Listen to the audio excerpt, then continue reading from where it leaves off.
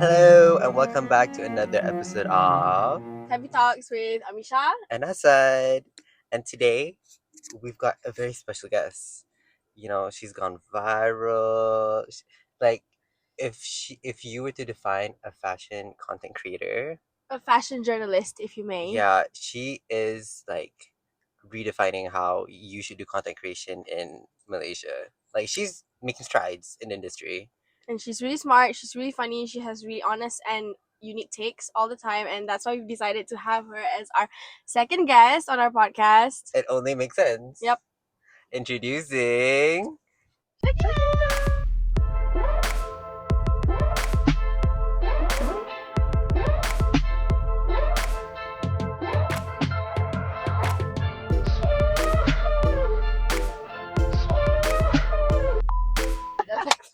Hi everyone, I'm Syakinah. Yeah, they already introduced me. You know me. we all know you. Yeah. We all know you. And fun fact, we've actually met before. Yes. Yes, at Bahati actually. Uh-uh. Yeah. Like the most of you, is it? No, we all met at Bahati. Bahati last year. 2024. Yeah. You wore that white dress. Yeah. And you sat next to Tyler Yes. I was on my right. He was on your left. Yes. Oh my god, We were in the yes. same row actually. Oh. Front row, yeah. Kenapa I tak tegur? Did you tegur? I only knew her afterwards. I was I like, wait, that's see. Syakinah. We sat in the same like Row. Yeah. So yeah. Oh my god, you remembered me. Of course I remember you. I was like cause masa tu macam like I guess you were like still like on the rise, you know. Sekarang macam dah stardom a bit, you know. Yes. Yes. Right now it's peak. Dulu like it was just like you behind a green screen and then you're just talking about like brands. I was like, oh okay, like that's her. I can like her. Yeah. Faham. And then we officially met you at I officially met you at Men's Folio. Yeah. You met her At Ghost Boy last year. On the lift. That was like my official like, wait, are you that baddie? Yeah. Yeah, on the escalator to go to. Yeah, oh my god, yeah, that was so funny. We were on the escalator and I was just like standing there like trying to like be fierce or whatever on the KLCC escalator. Macam, I know this guy. And he was like, oh. So yeah, that's how we Yeah. met. It's destiny, I think, Yeah, honestly. But let's talk about your emergence onto the internet.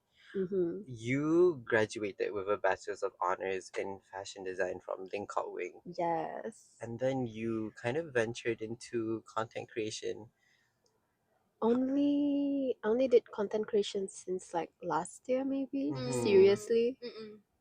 Like after you graduated, was there like something you did in between before you were like, okay, I'm going to do content creation? I did everything under the sun before content creation. I even had like my own little partnership, bukan label lah, but like platform thing with my friend where we did photo shoots, did designs. I've even designed and sold orders for people.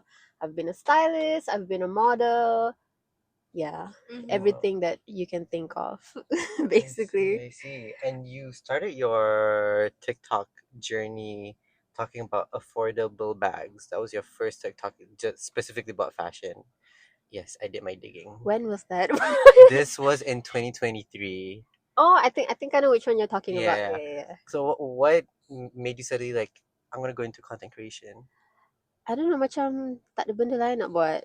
Tak ada kerja lain. Honestly, I feel like I've always posted a lot on my personal Instagram, like on my stories, just for my friends, because obviously most of my friends pun yang studied fashion together with me. And then so many people always told me to do content because, like, if I say so myself, like, I'm pretty good at like speaking and like putting things into words. But then I don't know, I just didn't feel that pull yet. And then I don't know, since like last year je kot, like, do y'all want like an in-depth story time? Yes, absolutely. this is the So I'm here podcast. for Okay, so last year, the brick video, I think that's like my first major video and like the start of it all or whatever. Honestly, not to be depressing, but I was basically like so unemployed, jobless. Because the thing about freelancing is you always have to like keep the work like flowing. Correct. But mine like dried up. My grandfather just died. Like, oh my god, like a month before that. I was like, I have nothing going in my life except my phone right now. And then I don't know, like that issue happened, and I saw like so much like misinformation or other thoughts being spread about it. And I'm like, no, let me like say what it is, Yeah. because this is like a topic that I'm really passionate about. Yeah. And people liked it. And I was like, okay, maybe I need to do more content. Like that was it basically. But you know, like for when it comes to like fashion content creation, like especially in Malaysia, like you really it's different from the usual fashion content we see in Malaysia. Yeah. We're not doing it's not really the paid partnership type shit, you know, or like the OTDs or come with me. This is like Like opinions. true research. Yeah, Yeah.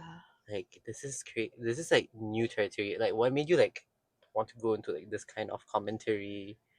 I don't know, I think that's just always what I've been interested in, like even in uni or whatever I was doing. I was just more interested in more in-depth things. And generally speaking, I do have like interest in social issues or like political issues or whatever, and all of those heavily influence fashion anyway. Mhm. Yeah. And then like you said, no one else is doing it, right? So I was like, no one else is doing Yeah. it, so But I get to do yeah, it. yeah, agree. And but besides like TikTok, you're also famous on a particular app formerly called Twitter, now X. Now you're quite famous there. Well, yes. Yeah, even Anwar Ibrahim liked a tweet from you. He retweeted He it. retweeted. Oh, my My bad. bad. 2 tweets. Two tweets, plural. Tell us about that. So basically, after Anwar Ibrahim's historic win in the last election, it was his first Friday in office. And then he was like posting pictures of like him in like Putrajaya or whatever. And he was wearing baju Melayu with chapal, because I think like government servants on Friday you're allowed to wear that. So just said something like, "Oh my god, if the prime minister can also wear slippers, then like I can too," or like something stupid like that. It popped off. So many people were like retweeting it, either because they found it funny or they were mad that I called chapal slippers. Oh. I was like, who cares? Anyways. But they're like correct, right? That's the correct term. But I mean, a chapal is a type of slipper. Anything that you slip your feet into is Yeah. a slipper. Yeah. And then underneath that, because I mean, I don't take Twitter that seriously, unlike TikTok. I was like, guys, I know that chapal and slipper is the same thing. Like, I'm Malay, I know what a chapal is, and plus this is my account, and I can tweet whatever I want. Yeah. And why did Anwar Ibrahim, not only did he retweet the first one, but also the reply underneath? He stays defending you, girl. I don't know what Gen Z like social media intern he has like handling his account, but shout out to that diva. No, real. I feel like the person handling his account is for real a Gen Z. But the way he handles all the crises, he'll post like an Insta story declaring it, and then he'll be chill about it after that. Yeah. And then they're like posting like edits of him and stuff. Yeah. I remember when like the Chinese delegate came to Malaysia and then like some like viral audio they Yeah, they used. use like the Chinese audience, whatever. Yeah, and then remember like he made a tweet about like the Epstein files. He's like hashtag done explain. I was like, okay, Period. diva. Diva. Right after grad, do you macam delve into like fashion design, and do you plan to like go back or something at one point? I did do a bit of fashion design, but here's the thing, very important to note. I graduated first year of pandemic. Whoa. God in heaven help me. How did you survive that? That's I crazy. didn't. Like I barely pulled through. Mm-mm. So even though we did have some attempts at like creating a label on like fashion design, and yeah, we did get like some orders and stuff, but it was really hard to like get it rolling. It just wasn't the right environment. Like people were struggling financially. Obviously, they're not about to be ordering these like expensive clothes or whatever. Right. Later on, I did have a couple of like private clients and stuff too. But I don't know, I've always felt like in fashion, my interest in it has always been more of like the creative and conceptual side, and also this kind of like branding informational side, not really production. Right. So if I do get back into fashion design and like have my own label, I would just want to handle like all those aspects, but then like I don't think I would be the one like sewing or like handling production.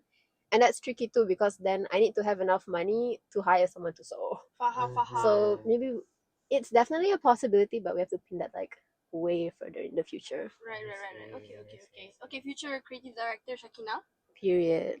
I can see that. Let's deep dive into your content, your Mhm. TikTok specifically. You've been known to voice your opinion on TikTok, especially when it comes to opinions that sometimes go against public or even resonate with public. Some of these topics include, the brick, Asli and the Velvet Deer print, conservatism in Malaysia, hate on women and misogyny, lack of representation of brown people in Singapore editorials, how local brands are quote unquote ugly, influencers not caring about actual KL Fashion Week, LMK blushes, and even tourism Malaysia. Macam-macam konten aku. So how important is it that there needs to be opinion on the internet about these topics?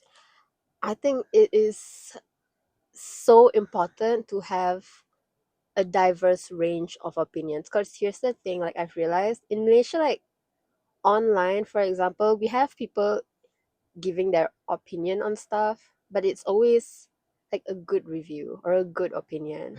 And I'm not saying I'm like purposely trying to give like bad reviews. And a lot of the times I do talk about things that I like, but we need to have a balance of both. So if it's something people are raving about, we need to have counter opinions. And at the same time, if it's something that people are just like jumping on a hate train about, we need someone to show the other side of it. Like some grace. Yes. Yeah. Like for me, it's not that I'm trying to like dictate the fashion world or like tell people they're wrong or like be like Joan Rivers or anything. Mm-hmm. I just want to supply people and like you guys are consumers. I just want to give y'all as much information as possible. Whether people agree with me or disagree with me or don't take my advice or take it, that's not my problem. But I just Mhm. want to like arm y'all with as much information as I can so y'all can make a good decision. Right. I think you've become like a voice of reason, like because of your Thank you. integrity and macam your honesty. I think it gives people more courage to like be real with what they're consuming, what they're buying, and everything, what they think of things. Because especially even like for me and for us on as a podcast, like before when we started like having guests on, we would have our own macam themes kind of talk about on the podcast. And to be honest, I filter a lot of what I say. Like I like to be more on the positive side, and Asa's always like, no, you just have to be real. But then like I think after seeing your content, I've become like more courageous of like just saying what I want to say, because it's actually like really important, because the way you like phrase your content, it's not coming from a place of like hatred, it's like real critique and stuff. And as the people say right now, like the criticism is kind of dead, and we need to bring like authentic criticism back. So it's like really important to be serious about what we're trying to say again. Yeah. But like thank you so much. Because I always like worry that like people might take what I'm saying in like the wrong way. Like anytime I say something good or bad, if I'm saying something bad, it's not because I'm hating. But if I'm saying something good, it's not because I'm sucking up. Yeah. If something is nice, it's nice. If it's not, it's not nice. It's not that Yeah, deep. I It's feel not that like deep. the Malaysian landscape in general, like we kind of lost the meaning of nuance and Yeah. dialogue. Yeah. Like people are like either A or B, there's no in Yeah. between. But most of the social issues, they're pretty nuanced. Is how you want to take Yeah. them. But what I really like give credit to you was there was this one issue when the girl got killed by The famous the Oh my god. schoolboy. Yeah, Yeah. and you created quite a dialogue about that and raising awareness about how women hate and misogyny is really like rooted in that problem. yes. Yeah. And I think I give it to you because I learned a lot from you, honestly. Thank you. No, because actually the backlash of how like how we were all trying to bring up that it's actually misogyny rooted in misogyny, the incel, epidemic, the netizens, they just refuse to like acknowledge that, and that was like actually a very like frustrating time on the internet. Because I feel like in regards to that issue, I feel like people were dancing around so many topics. It's the phones, it's social media, it's the parents, it's the school, it's blah blah blah. Even if you remove all of these things, okay, like back in the day, people didn't have like phones or they didn't go to school, right? But misogyny still existed. It's not something that just happened now. The phenomenon of like femicide is not new Yeah. at all. It's I would say, one of the oldest forms of violence. Correct. So I'm not saying that those other factors aren't huge as well. Definitely. Yeah. All of those things need to be, I don't know, discussed. Yeah. but we can't have this discussion without talking about misogyny Correct. Agree. at all. And like two things can be true at the same time. Like they Yeah. can Yeah. combine. And it was like I think it was like quite frustrating because a lot of like big influenced people were like constantly saying it was just the damn phones and it was just like Oh the my god. parents not being disciplined, and I was like, you Yeah. have the biggest platform ever and you don't I acknowledge. know. I saw a couple of those. Oh my Ooh. god. It's really frustrating that we as society we don't have empathy for each other to that extent. Even creating a dialogue can trigger a whole gender war. Like why do Yeah. you have to do that? Yeah. Tabi, do you think that like the reason why all these people, all these like influential people who refuse to acknowledge misogyny, do you think they're like scared to like accept the fact that it's also rooted in misogyny because they have to like reflect on themselves or something? I think it's because in this country or even across the world, but especially in Malaysia, just acknowledging that some people don't have equal rights is seen as controversial. Because if they acknowledge misogyny, they're going to have to be like, yeah, we do have a problem with sexism in Malaysia. And they just don't want to talk about it. If I had to give an allegory for it, it's like, you know how our parents, even though sometimes they know that they're sick or whatever, but they don't want to go to the hospital. It's basically the same thing. Like, we don't want to acknowledge that sickness. Yeah. I ate Yeah, I was like, wait, I understand. Like we just want to live in ignorance. Exactly. That's what it is. To kite back to fashion, I would say even in during that issue, like some people would be like, why am I like suddenly talking about that if I'm like a fashion content creator or whatever kan? And again, it's just me trying to illuminate one like an aspect of a topic that no one else is talking about. Yeah. So I do that in social issues, which is also what I do in fashion. Yeah. So I think that's why people like really resonate with my stuff. For the people that like don't get why you talk about it, like I feel like it's more than reasonable and right that you talk about it, because like of course as a fashion girly you're exposed to all these things, and like fashion is culture, so more of course you're gonna care about all that. You know. Agreed. I mean, fashion is even though there are so many male creative designers or business owners, but at the end of the day, fashion is a female-based industry. So we have to talk about issues surrounding women in society as well. Correct. Do you think that's like a lack of women representation in the Malaysian fashion industry?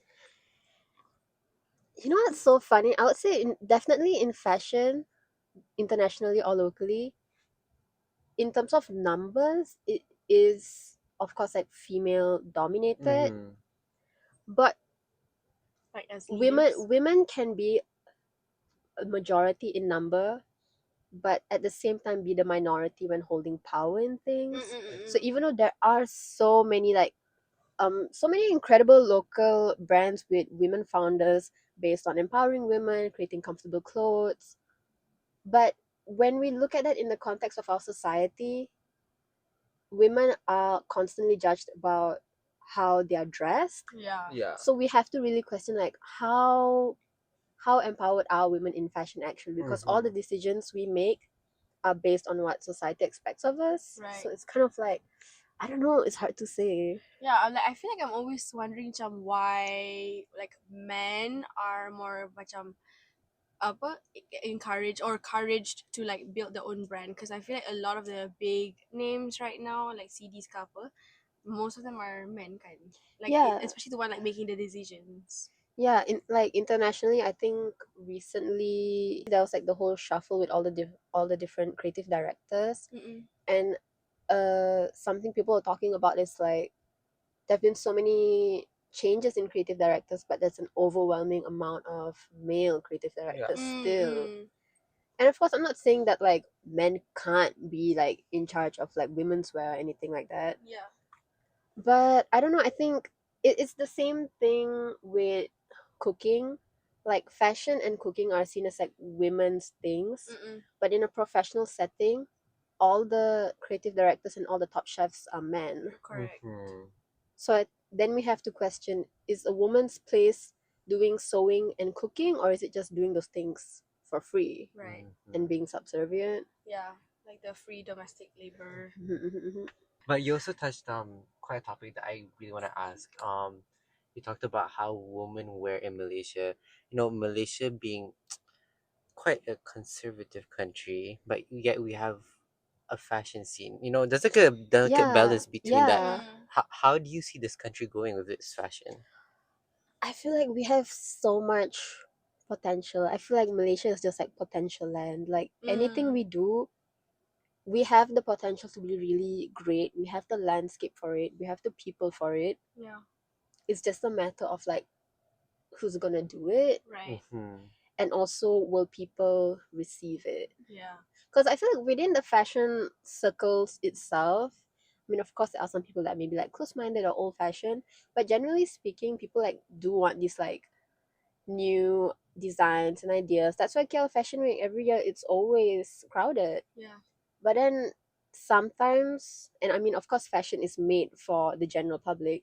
Sometimes when that goes into the general public, that might go into circles where people are not receptive to these new ideas. Yeah. Basically, people that are very close-minded. Yeah. And then, in Malaysia, like what you're saying, it's a delicate balance. Like on one hand, people could love it, Yeah.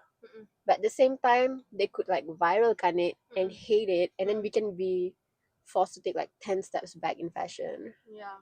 because it's like too clashing dengan norma masyarakat or whatever that's Mhm. supposed to mean. Right.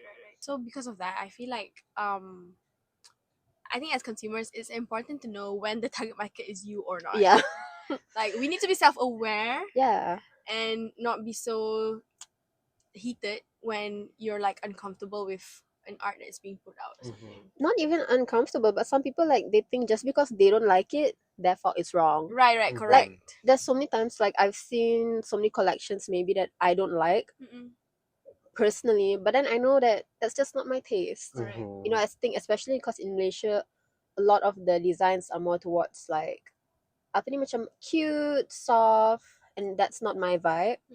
But I can still form an objective opinion on it. Versus in Malaysia, I think some people, a lot of people, have this kind of like entitled attitude where like, if I don't like it, it shouldn't exist here. Right. Mhm. And I think when it comes to fashion, which is a type of art form, and art is so subjective and is meant to be experimental, that's when we run into some trouble. But sometimes like you do give your opinion on like sometimes you don't like a collection or you just don't like something, right?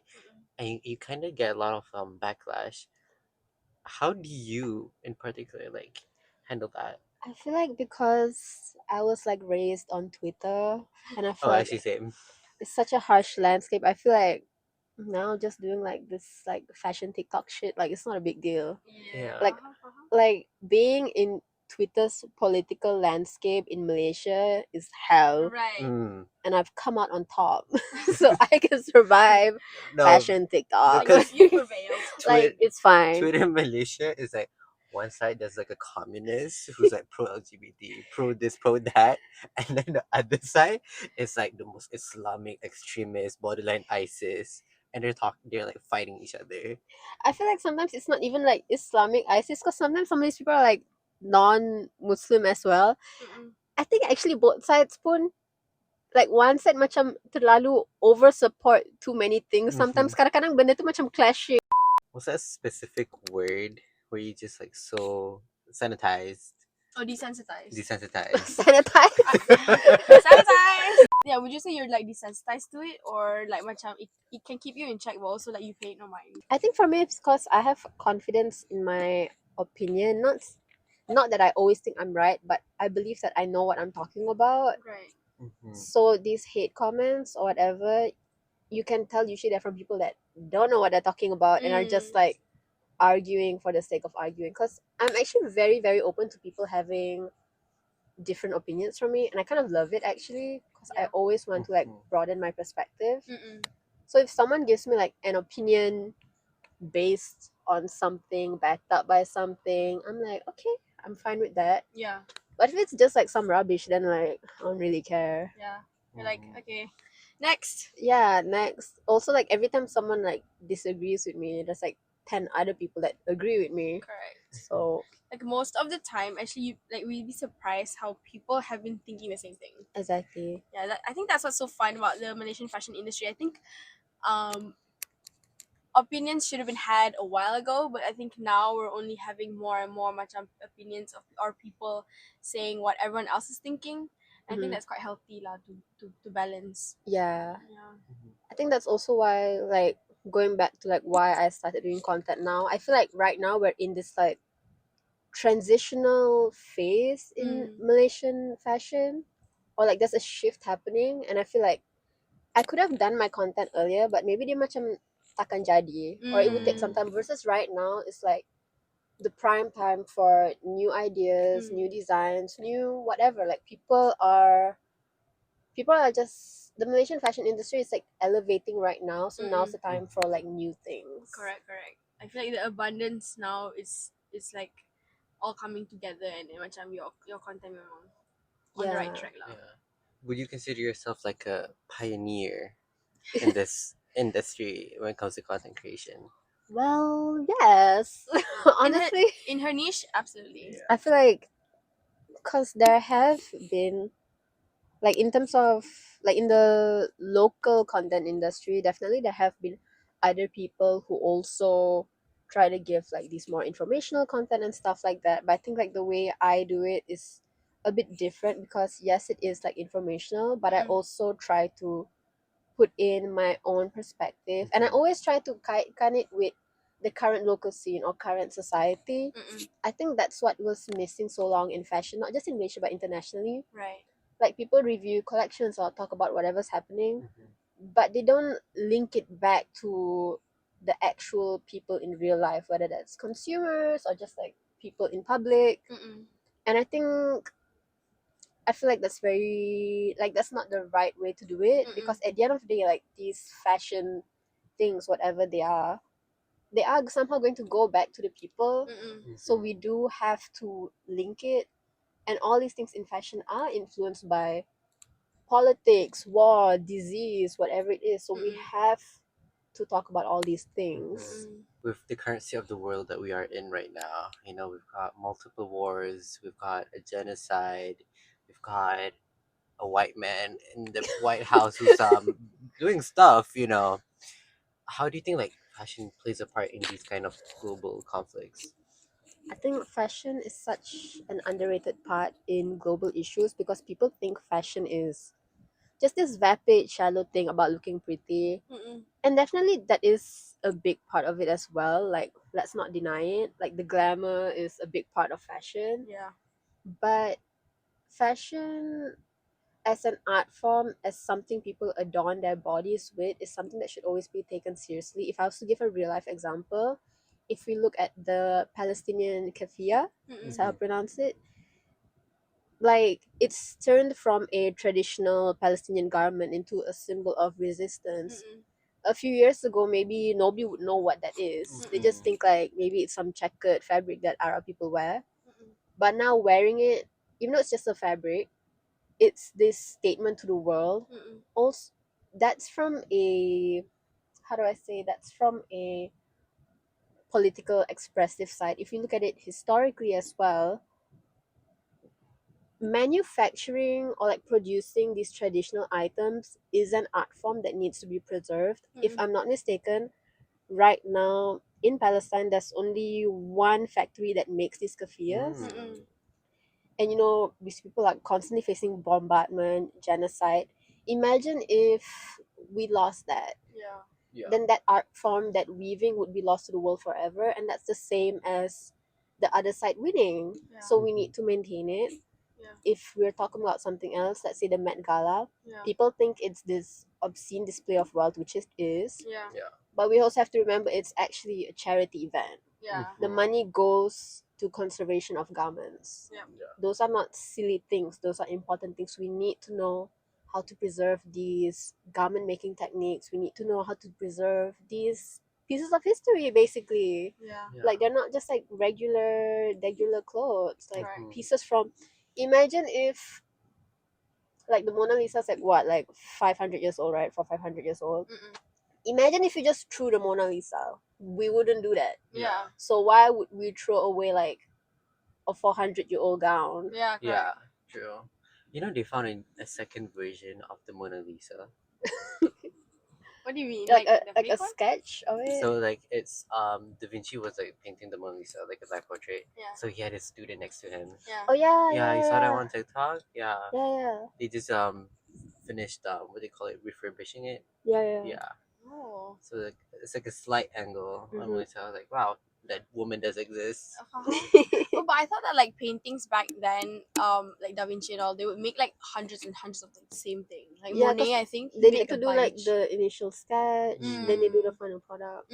Yeah, they don't have Procreate and iPad Right. at that Yeah. time. They're not asking ChatGPT, please generate a portrait. Our caricature of my You- job. Oh my god. Like what the heck? I woke up and my mom was like, macam mana nak buat chat GPT ni? Syakinah. Oh, Oh my gosh, she went into the AI slot thing. I was like, Yeah, oh. no. She said, Mama nak buat stiker, hantar kat WhatsApp. I was like, okay. We've gotten to a point.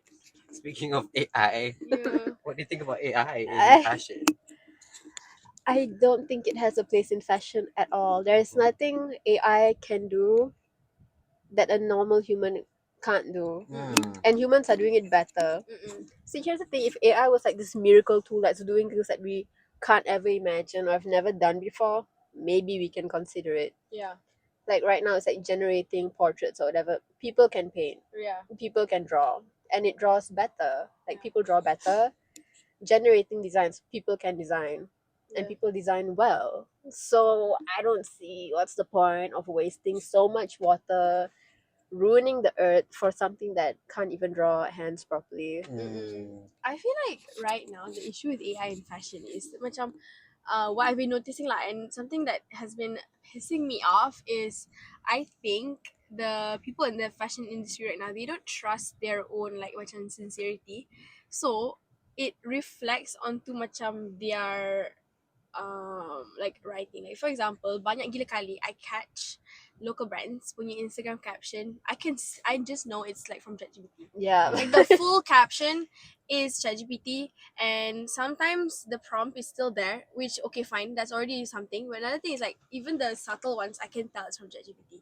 Like they use specific buzzwords macam like emboldened in blah blah blah, and then the M dash, and then they love the word elegance. And Oh it's my like, god, everything's elegant. yeah, Everything's chic these days. Everything's chic, everything's like elegant, timeless. And then the Baby, thing you that doing streetwear. exactly.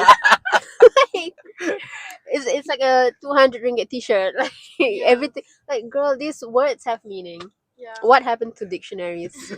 Make dictionaries great again. How No, about that?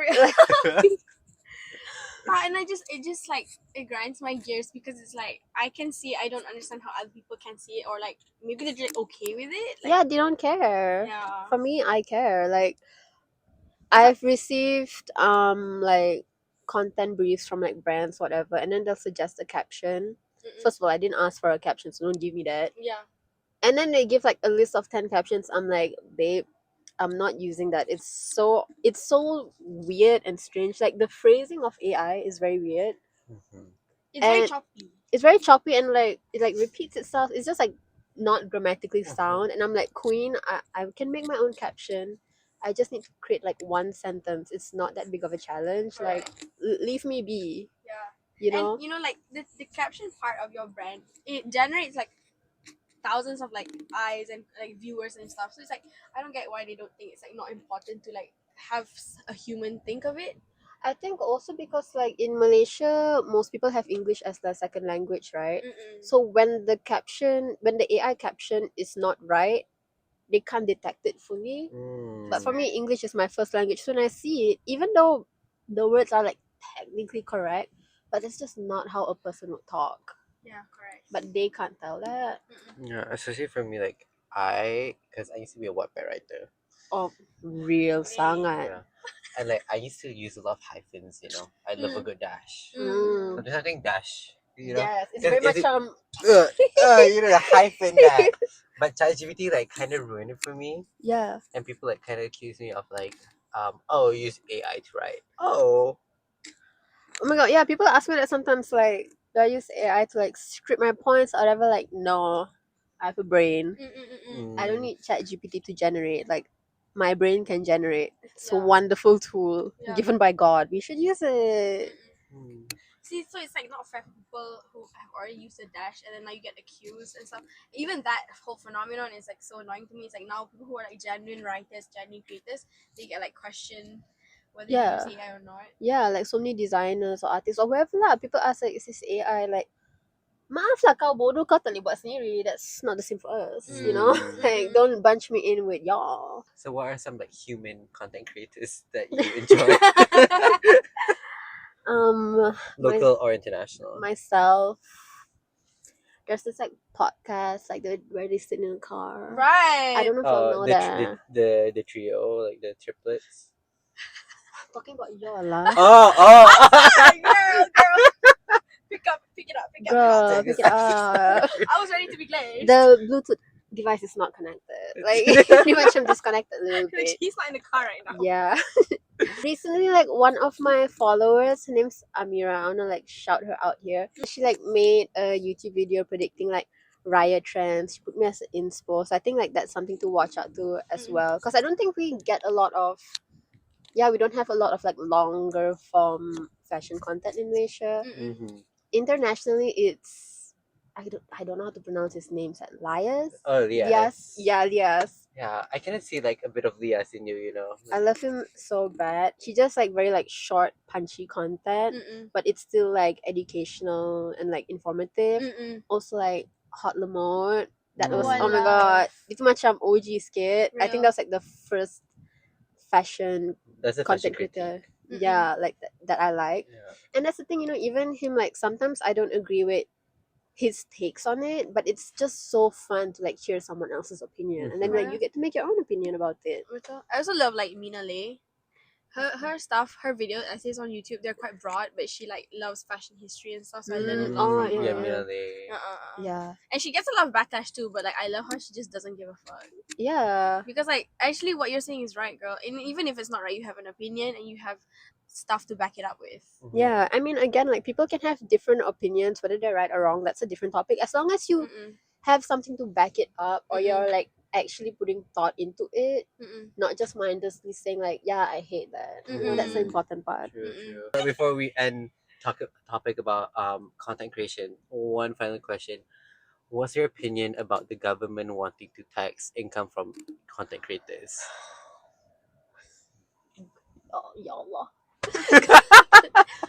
Here's the thing, wanting to tax income in general is fine, but we have to like make it make sense, because part of what they want to tax is if you get free things like PR, you have to like declare it as like declare the value of something, and it's like, so you're gonna tax people not on the money they make but the stuff they get, which doesn't even make sense, because like objects are objects. Like I can't pay my rent with makeup. Yeah. So why am I being taxed for makeup? Also, like part of being a content creator is you receive the products to do the video about it. So it's like part of our job. Like I think with other professions, you have like the tax relief or like tax refund. So if like you buy a laptop, then you get like money back for it. So okay, if the makeup or whatever is part of my job, do I get a refund from like, it just doesn't make sense. Also, like people usually get into content creation because they don't have enough money and they want a side income. So I'm like, I mean, it's okay if you want to tax, but maybe like it just needs to be way more well thought out and executed. Also, generally government systems to file your tax or like to log into the website, oh my god, I was facing that recently because I was like, you know what, my content stuff is like kind of taking off. Let me figure out like how to like file my taxes and stuff. Yeah. Girl, just to log into the LHDN website, I went to like 3 different websites. I had to download like 2 apps. I don't know what's going on. Oh my god, the endless apps that they're making Like, us why download. do I need to like download an app to like log into a different website? And then website tu pun macam like made in like 2001 or something. Pure HTML boning. Yeah, I'm like, even to just, because you have to like, in order to log in to file your taxes, you need your like tax identification number. It's called a TIN. But if you've never filed your taxes before, you don't have a TIN. So how am I going to file my taxes if I don't like Dia macam like it's a circle. Like it doesn't go like I don't know. I have to like email them customer service like please help me. Cause what if like in the future like I get arrested for like tax evasion, you know? Yeah. Nanti aku macam kena viral. Oh my god, Syakinah tak bayar cukai. And I'm like Tax fraud. I'm trying to pay the taxes. I can't log in. But You know, a lot like- of like government interfaces macam tu do very intimidating for no reason. Yeah, and I feel like there should be like one page where it's like a tutorial. Correct. And even like the instructions pun like you can choose like English or Malay, but then you baca dua-dua pun macam tak masuk akal sangat. Or sometimes between the translation pun like it's not adding up. I'm like, okay, cause I don't know, like straight up, I've never had to file income tax before. Not because I was avoiding, but because I was unemployed, so I didn't have enough money to file taxes anyway. But apparently, and if LHDN is watching this, please verify. Even if you're not filing taxes, you still need to file that you're not filing taxes. Like you need to Yeah. declare that. Mm-mm. So I didn't know that. Mm-mm. They should have told me that. Like, like you have to file like a zero tax something something. So again, I don't know. Like guys, I'm not doing tax evasion. Alicia, please I'm just make it better I'm for just the very masses. confused. Faham. Yeah. But like back to the PR thing, like the thing that it's kind of unfair is if you get PR and you don't do anything with it and then they're making you pay money for that, it's unfair lah kan. Yeah, and plus like if you're talking about like Sephora brands, sometimes like the eyeshadow palette is like 300 ringgit, right? Which is a good amount. So if you're counting that as income, like what if you in terms of cash you make a very small amount, but then your PR is a lot. So you end up having to pay like be in a higher tax bracket. Yeah.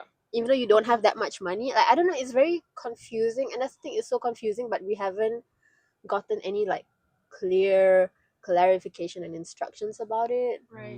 I don't know, I feel like it's just like a bunch of problems waiting to happen. Betul. I think they need to get back in the drawing board and rethink this. Yeah, like the amount of, if you think about influencers that have like really made it and are like the top 1%, maybe only they have the amount of money needed to be taxed, but everybody else, even though there's so many content creators, but most of us are just like making a very small amount.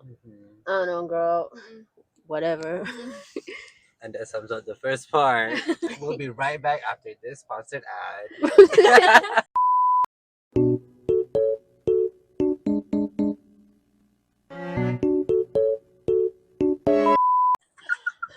But sponsored by Alice. Sponsored by LHDN. To the offline, the real world. Now, very recently, you made your appearance on Say for the Rare Collection. Yeah. That was really gaggy. Tell us about Yeah. that journey. Because Because I know it started with a DM, and then you made a video about them, talking about it, and then you got a shop experience with them, and here we are. yeah, I didn't make like a whole video about them at first. I actually just mentioned Say and Shira, that's the owner's name, in my Brick video. Because like Brick was going like really viral, and there was like that whole debacle. And the same thing had happened with Say, like I think the year before. So I was just trying to like draw a comparison. And then I saw that Say and like Shira liked the video and stuff, and then after a while they just like DM'd me or like commented, and they were like, "We love your video. We love how you're bringing up this like important topic, and we would love to invite you to our store and give you a little private tour." And I was like, "Oh yes." Yeah, and they gave me a pair of shoes too, which was like really cute. So I was like, period. Period. And, The yellow is so cute. Yeah, dia macam sometimes it looks yellow, sometimes it looks green. It's cool. ooh. And how about this Riot campaign? How did that happen? So after I met the Say team at the store, actually when I went to visit the store, Shira wasn't there, so I was talking to Adib, who's like her number 2 basically, and we basically just like really hit it off. I mean, generally, of course, he was like nice and professional, but after that, we were just like chilling and talking outside. And I love to talk to staff or workers or the people behind the scenes because I used to be one of them. We really hit it off, and that's actually, see, this is good karma when you're nice to people. One of the reasons that they picked me for the Raya campaign is they wanted people on set that gel with the team, because you need to create that like good chemistry on set. I see. So they were like, okay, since I get along with the team, So that's part of the reason why they picked me. And you played the harp. I played the harp. Do you play it in real life? No, who plays the harp in real life? I bet like one two people. Yeah, I bet like one person in this whole country plays the harp. And then was it like macam that was a real harp? It's a real harp. Okay. And then did they like direct you to be like, okay, like stroke it and Yes. stuff? Faham. They were like, How was that? it was heavy. Oh yeah. From I might be wrong. It is the biggest harp in KL What? that can be transported. There's one more that's bigger, but they can't transport that. Okay, they wanted a bigger one. They wanted the biggest. Size matters. They wanted the biggest one. Mhm. And so you have to like lean it on you. Correct. And then of course, like I can't just like sit with it normally. I have to like pose for the camera, angle my feet a little so the heels are showing. Yes. By the time I was done, my left butt cheek was so kebal. I was like, guys, I'm done. So yeah, that was really fun. That's a cool experience. Tabi, you pulled it off. Like I really thought you were playing it. No, cause Everyone thought that. no, as I thought so. And then like it came on the IG story. I was like swiping say, macam kenal lah dia ni. Oh my god! Even when I saw the video that they posted, the little teaser, I also thought, oh my god, am I playing it? Because the way they edited the music on top really matches like the rhythm of my fingers. I was like, am I a harp genius? And I was like, okay, no, this is like edited. It's not me. But your modeling journey was way before that, you know. Yeah, I think I started. I don't know when do I place my start date because I used to model for my seniors in Lim Kok Wing. Like I modeled like for the whole graduating class punya like lecture jury because I think I was one of the few people that's like sample size. Then also model like for my friends. I modeled a lot for other uni students as well because my friend's a lecturer. I have modeled for a local brand, Nita Cosmetics, and like some like freelance photographers and stuff like that. But I think this one is like the most major one lah. Love that.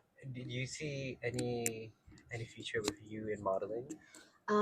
Yes, because I am actually looking to get back into modeling. So the timing of the Say campaign was really fortunate for me because I was just thinking, much, oh my god, I haven't like modeled in so long. Like I don't want to just be doing content creation.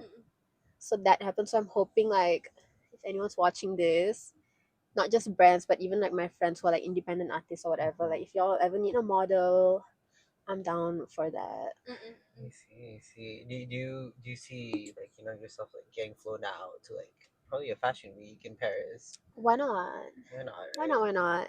What's meant for you will never miss you. Period. But so if you're talking about modeling, you have to talk about Too Hot to Handle. Oh yeah. Because that was a moment. That was a moment. That was so random. I think that was in May. Because that time pun I was like in the midst of like rising with content creation and stuff, and I was like, I want to do stuff besides just making videos. I saw this like, I don't even think I followed them, but I just like saw like a story, and it seemed like kind of cool and different, which is what I wanted because I don't want to be much a mainstream sangat. That's also not my style. Then I was just like, hey, like if y'all ever need a model in the future or any styling, whatever, like hit me up. And then they were like, actually, we're gonna have a runway soon. Do you want to be part of it? I'm like, okay. So that just happened. Yeah. Because Too Hot to Handle is a bit more, how to say, a bit more niche, a bit more underground rather than the mainstream high fashion. You know? Yeah. So how's that? Like going through that kind of culture compared to like ICC? It's very different, of course, but I don't know. I just like really enjoy it because I feel like I'm someone that I get bored very easily with one thing. So I love being part of like both worlds, kind of. And I feel like most people are in one or the other. I feel like I'm the only person I know that has like a foot in both. Yeah. I see. I suka gila Too Hot to Handle punya styling. Yeah. Like it's very like first memang my aesthetic lah, tapi macam like it's also very like unique and fresh. Yeah. Like of course it is like very inspired by macam Y2K, but there is something very like modern about it, bit more contemporary. There you can definitely tell that they have their own touch, which I like. And that's part of the reason why I wanted to model for them too, because my style much more very simple versus there's so much like layering and like different prints and Mm. stuff. So I was like, okay, I want to like just try that, you know. And how would you define your own personal fashion taste? I would say I don't have like a lot of items. I have a rather small wardrobe considering I'm like a fashion person, but I like each piece I have to be just nice for me. Mhm. Or like really like even like these jeans, they macam simple plain blue jeans, but I just like love the fit of it, and I feel like if I wear it with any outfit, it's gonna look cool. So maybe like simple but elevated, also just very like personal to me, not trying too hard to chase trends, even though I might be inspired by it. And I don't know, for a third thing, just a little bit sexy, just a little bit every now and then. What's, Why like, not? my favorite outfit from all your videos? What? You did a video about like the ice cream, and then you wore those like red leggings. Oh I yeah. was like, she's so hot. Yeah. So that's for my friend's gelato shop, Pak Gelato. They have two stores in Sri Kembangan and Telawi Bangsa. Mhm. Yeah, for context, basically, she just wanted me to dress up as 4 flavors of gelato that they were releasing for October. Right. And yeah, just like I wanted to give like a different vibe for each flavor, because I feel like when it comes to modeling, it's always a chance to step out from your usual style. And for like the last one, that red and white ensemble, I just wanted something, you know, like sexy, girly, super feminine. It was like an all lace outfit. I love Thank it. you. I love It it. was like for some strawberry something flavor. I don't know. Love, so fitting. No, but I think for me, I think when I perceive her online persona, your signature look is like a nice crisp white top with like hoop earrings. I don't know if you're doing this like on purpose ke tak, but then a lot of your stuff is Oh. filmed in like white or black. Yeah, I think like cause my wardrobe is just like black and white. like I'm like trying to get into more colors, but I somehow like keep just going back to black. I don't know. I'm trying to. It's very interesting to say that I'm trying to work on like my personal branding. So But I really like it though. so I'll macam- like take that into note. like right now, it's very edgy and like chic. Yeah, I'm trying to like Mm. because I feel like since my setting is always in my room, right? Mm-mm. So I feel like I want to give something different, maybe like with the outfits or makeup. Mm. So at least there's like a little something visually for my fans. Tapi Okay. macam susah lah because it's just like my top half. Mm. So maybe I just need to get a bunch of different blouses. Oh my I god, don't know. we relate to that so bad because our podcast one like half the body. Exactly. We'll be Yeah. planning like deliberate outfits. I'm like, I said, they're never gonna see the bottom. Yeah, I just wear Exactly. sweats by this part. Yeah. I'm like RuPaul. Oh. Sometimes we'll film like an episode, a Raya episode, baju kurung on top, but like slap in it in the bottom. Exactly. That's me with like my like outfits. So like on the top it's like I'm doing whatever, but my bottom is just like my boxers. Real. Like no one needs to see that. But then sometimes like in the video, like if I get up, I'm like, ooh, edit that out. Edit that out. No. Okay, now let's move out from Malaysia and talk about our neighboring country, Singapore. Ah. Because you really have opinions about Singapore, which is like interesting because I wouldn't consider Singapore on the fashion map as much as you, I would say, Yeah. So let's unpack Singapore. How did a rejection from Vogue Singapore turn to love for a city-state? Oh my god, I just wanted to change an L into a W. So actually, when I applied for that position in Vogue Singapore, I dah tahu dah takkan dapat. But why not, right? At the time, like, I got nothing else happening. Why not? And then I think at that point, to give you a bit of background context, I'm really trying to indulge in my interests in the sense that, like, for example, I applied at Vogue Singapore, right? Yeah. So now I want to read a copy of Vogue Singapore, and then now I want to go into like Singaporean fashion. Like I think it's so important if we are in any creative or like artistic field to be a student of our interest. So that's how it started. Obviously, if I'm like gonna apply at a job somewhere, I need to know like some context about the company. Even though I bought the copy of Vogue Singapore after I got rejected, but I never take rejection as like a bad or like hard thing. Because I mean, like, life goes on. It's not like I got rejected and I dropped dead. Like, rejection is a redirection. exactly. So I made that video. After that, I had some like Singaporean followers or like Singaporean mutuals, Movies. umfies. And then coincidentally at that time too, I was going to a trip to Singapore. Uh-huh. Yeah. So I'm like, while I was like reading like the Vogue Singapore thing, I was like, actually, what is Singaporean fashion? Like what you said, people don't really think about it. I think Mm-mm. especially for Malaysians, like as Malaysians, we just consider Singapore macam like KL 2.0. We don't think of it Yeah. as its own thing. Correct. So I was like, let me see what it's really about. And I'm just generally interested in people anyway. Yeah. Mm. And then even like I just got back from Singapore recently, and while I was there, I made like so many new friends, like artists there and like fashion creators there. It was Singaporean Art Week as well. Mm-mm. Yeah, I just feel like it's like what you said. It's not a general like a big major fashion capital or anything, Mm-hmm. but it's still like we shouldn't dismiss it. Like I Mm-hmm. mean, at the same time, like nobody thinks Malaysia is like a fashion capital or anything, but we should still care about it. Yeah. Actually, I find it interesting that after you started the conversation about the Singapore fashion scene and stuff, I got a lot of TikToks of like the whole SG discourse of like their own brands Mm. being so unoriginal and just slapping on Yeah, like yeah. China sourced products, blah Or blah like blah. making a trip to Vietnam and then like Yeah. Correct. So I didn't know if it was my algorithm or if like that was no, what that was was. our algorithm. Yeah, it was but- Oh, algorithm okay, juga. okay. Yeah. Immediately after, I was like, So Yeah. basically, Syakinah was right. Like, she's just proving her point. You were a trendsetter before. Also trendsetter, yeah. international trendsetter. Real. So, but it wasn't just like one person talking about it. It was multiple TikToks of bringing up the same unoriginality, and that made me actually realize how and how grateful I am that like actually the Malaysian scene is quite diverse juga lah. Like the Malaysian Yeah. fashion scene, like I think there's a lot of effort to like diversify everybody's like branding semua. Yeah.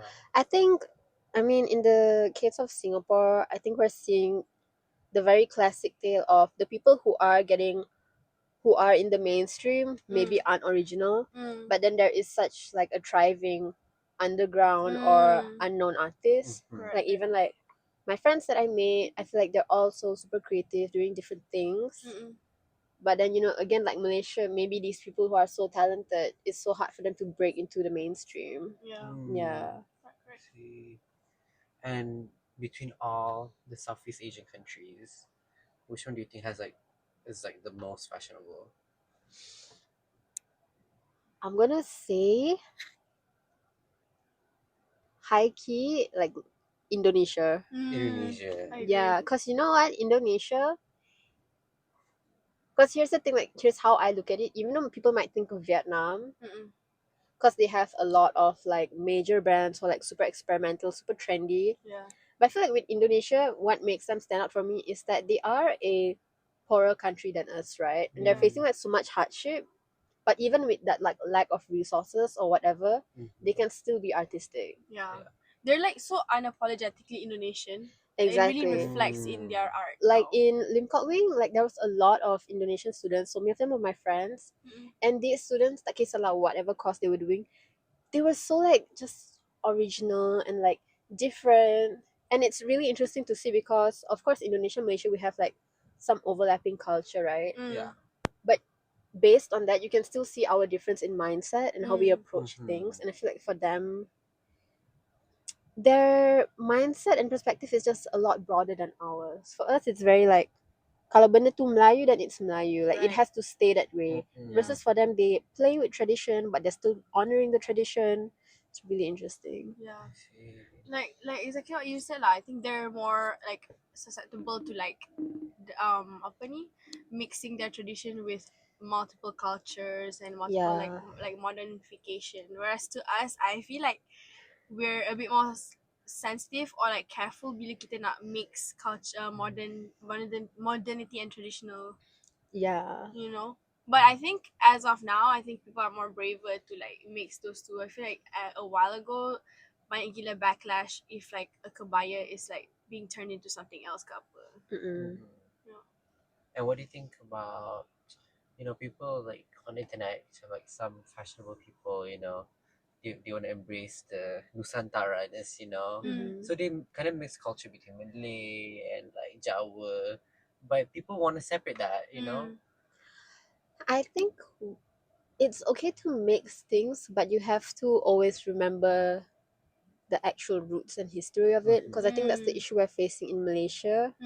Maybe because of like our social and political structure as well.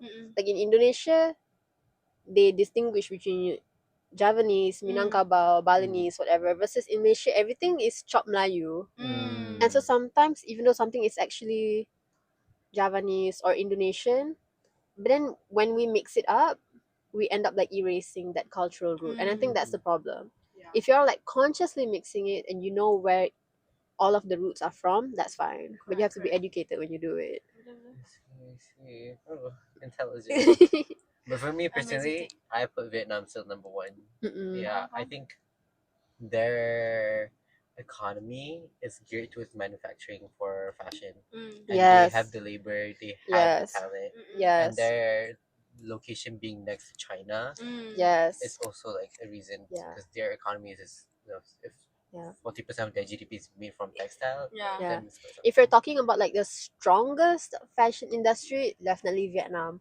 But for me, if we're talking about like creativity and like resilience and experimentation, because those things are a bit more like intangible, then I would say Indonesia. Yeah. Do you agree that like fashion and art, like design and stuff, they complement each other? They're part of each other. Yeah. Yeah. I mean, fashion is a branch of art, like the same way like maybe being a surgeon versus a pediatrician versus a gynecologist is all a branch of medicine, you know. Correct. But apa ni, to quote what you said in your What is Malaysian Fashion, I like that macam the distinguishing factor of like Malaysian fashion right now, which you pointed out and I baru realized because of that, is that we're dressed always more polite and kemas. Yeah. Which actually macam I couldn't place what exactly it was, but like actually betul sebab our silhouettes banyak yang macam very neat and proper. And it's because again we don't have opportunities to layer sebab panas gila kat sini. Exactly. So it's like, yeah, but even then people are still dressed well, and it's because like macam maybe like the balloon pants is like one structure and then they'll do like a tight top or whatever, like it's still very kemas and proper. Speaking of your finding the Malaysian style series, now you've done 3 videos about it. It's been a year after the video. Is there any more like focused, refined definitions that you found in Malaysian fashion? Yes, there is. It's supposed to be like an ongoing series. But then like that's the thing with my videos, since they are a bit more in depth, I can't always like schedule them like I'm gonna do like 2 every week or something. Yeah. I can only make one when I've gathered the information and inspiration. Correct.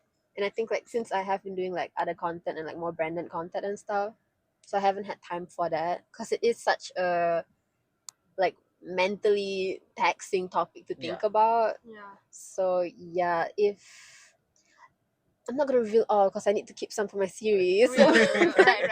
But if I think about it, if we talk about Malaysian women's wear in particular, I would say that Malaysian women macam very one word ayu. Because it's really interesting to look at Malaysian fashion, because I immediately always compare it with Singapore and Indonesia. Because since we do have the like similar cultural background, so any differences that we have are unique to us. So I would say like Malaysian women, I don't know, is it because we are more conservative, or maybe because like compared to Singapore and Indonesia, we don't need to walk as much. Most people drive. Yeah. But Malaysian girls, rather than wearing sneakers, they want to wear heels. Yeah. Rather than wearing pants, they want to wear a dress or abaya or skirt. Yeah. I read someone, I don't know who it was as a comment or something, like Malaysian girls look like flowers. And I feel like that's such a pretty sentiment to think about. Like when you go to Pasar Seni and there are all these girls wearing like these flowy skirts and they're buying the baby's bread, and I know everybody's like clowning them. But honestly, like big up to them, like they're doing something that they enjoy, they're expressing themselves, even though maybe some people might think it's corny or overdone, but what's wrong with it? Also, it's like kind of shaping culture, so like I don't get why people are like making fun of it or whatever. Yeah, exactly. And also, speaking of like Malaysian girls, I also think that a distinguishable factor is like their shawl, the way they pakai their shawls, like especially for the the hijabis lah. I think in Indonesia the way they pakai tudung is much different than us, and here the shawl scene, gila style. Yeah, You know, like like I didn't realize Malaysia had a distinct shawl or hijab style until I saw like international hijab content creators mentioning it. Because people would comment like, you should try Malaysian style. I'm like, Malaysian style?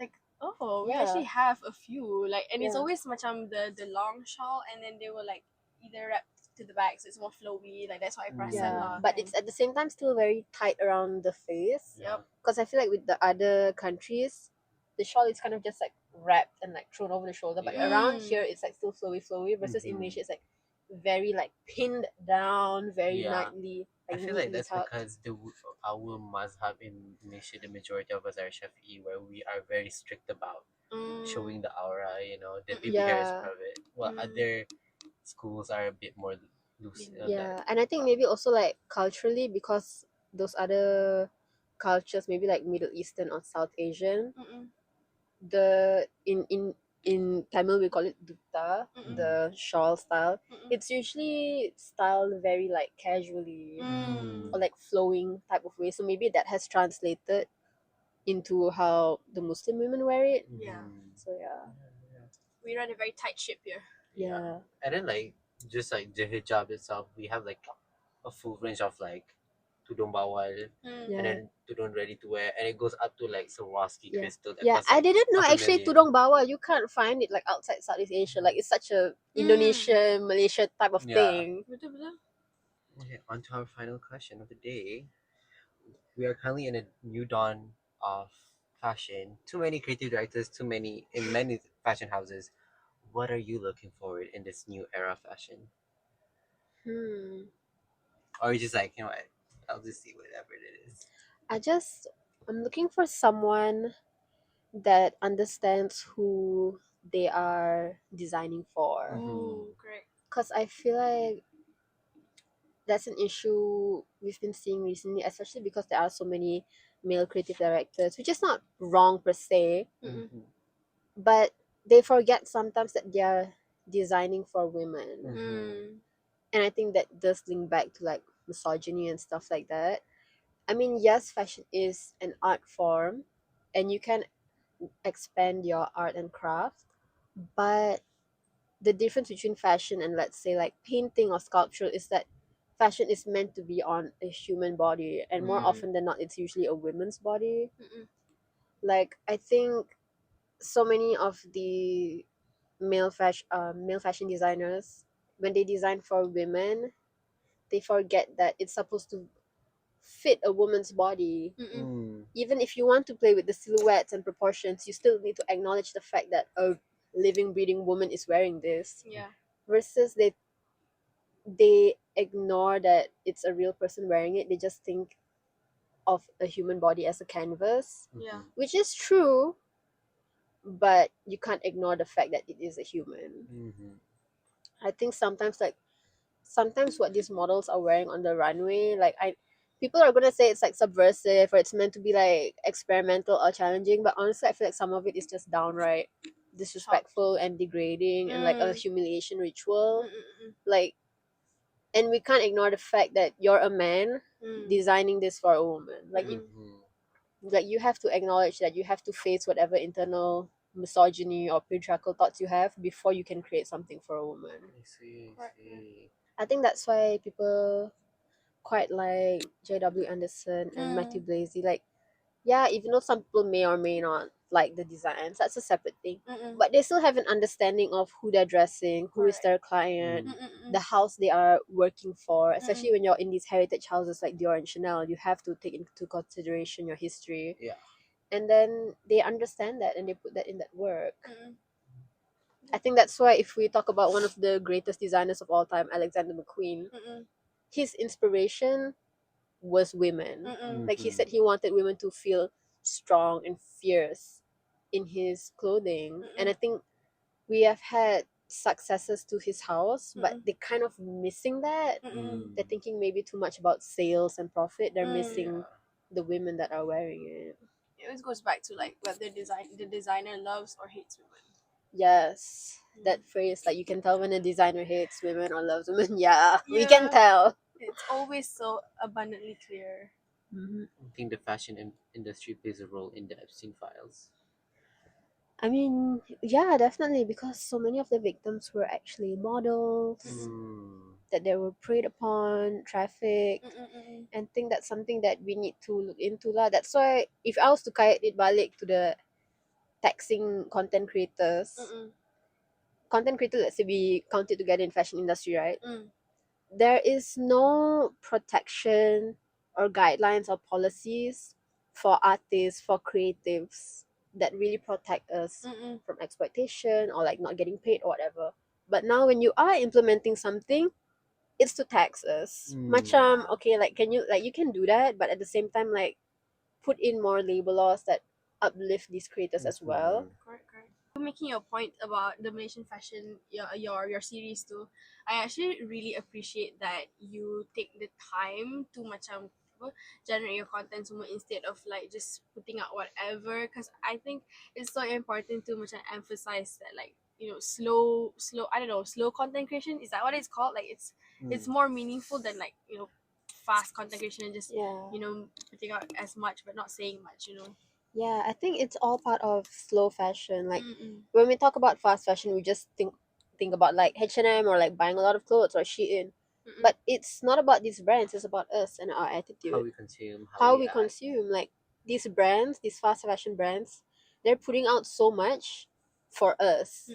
So it's our fault. Like why are we like receiving that?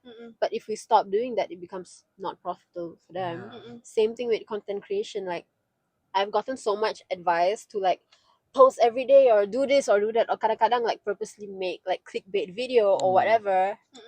I'm not doing that because first of all it's tacky as shit, and second of all, like, again, I just feel like it's unethical. And like I know that if I did do these fast videos, I know that I can get followers and views, but for what? Like what do I gain from it? Like that's not the point. If I gain all these likes, I'll be a person with likes. What else? Like that's not what I'm trying to be. Right. So yeah, I'm trying to like impact, not trying to sound like grandiose, but I'm trying to like change people's attitudes and habits in fashion. Yeah. That's what we need. And I love that. Yeah. I actually do appreciate more long form content. I think we've lost that a bit. Yeah. People's attention span Correct. has reduced. Everyone's on 2 speed these days, you know? Yeah. In the scene of fast content, be the slow one. Be the slow, Yeah. meaningful, intentional one. As the African proverb said, if you run alone, you get fast. Wait, this doesn't even fit to the freaking. Just saying anything. I'm just saying anything, but it's fun. Just saying anything. So, thank you so much, Syakinah, for coming onto the party. We really appreciate you for what you've done to the industry, and we wish you the best in the future because we know you'll be a star. You are a star. And Thank you. We hope that like all the listeners that are tuning can take away from this episode what we've trying to say, what she's been trying to say, and yeah. Shout out yourself, on the platforms. Follow me. It's _ and Syakinah on everywhere. Instagram, Twitter, TikTok. If it's not that ad, it's not me. So yeah. Oh, you managed to get all the ads the same? Yep. That's so smart. Did you pay someone? No. Oh, this is already available. Yeah, I'm just like chronically online. I've had like my Twitter account since I was like 12 years old. So nobody else had that ad. So I'm just the first one to have it. Wait, are you part of any stands on Twitter or were you on like a fandom Twitter? No. No, you're just on Twitter. I was just on Twitter, just without adult supervision. Don't forget to follow us on Instagram, TikTok, Spotify, and Apple Podcasts. Oh. And YouTube for the visual one. So if you want to see this girl here, go watch on YouTube. Yes. See you in the next one. And with that being said, Bye!